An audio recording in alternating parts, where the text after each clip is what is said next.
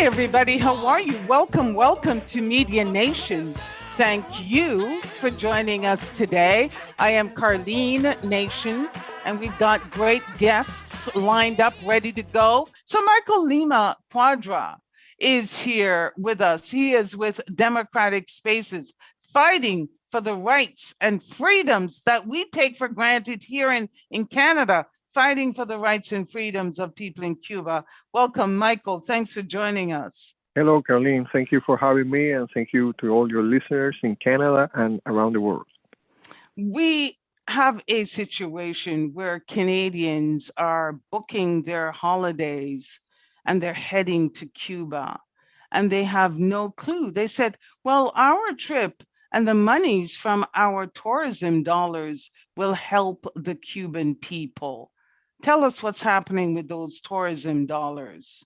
The dollars that Canadians invest in Cuba, and also Spaniards and all the people that are investing, all the people that invest in Cuba, goes to finance the repression of artists, intellectuals, human rights activists, journalists, critics of the Cuban regime. So we invest in Cuba. We're paying the salaries of an army of police. Cuba has the fourth largest paramilitary force in the world. So we are financing that repression.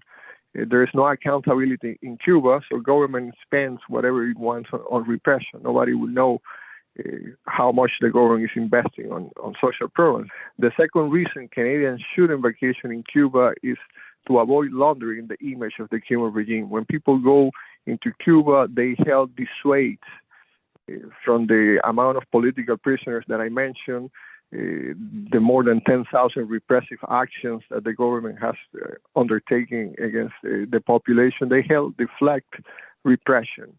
And also in the context of the Russian invasion, the Putin order invasion in Ukraine, Cuba is actually becoming part of the hybrid warfare.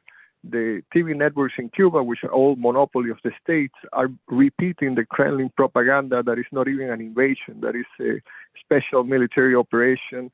They are not blaming Putin for war crimes in Ukraine. So going there is being part of all of that repression and even supporting a country that is part of this hybrid warfare. And Canada should be friends of democrats, not of autocrats and oppressors.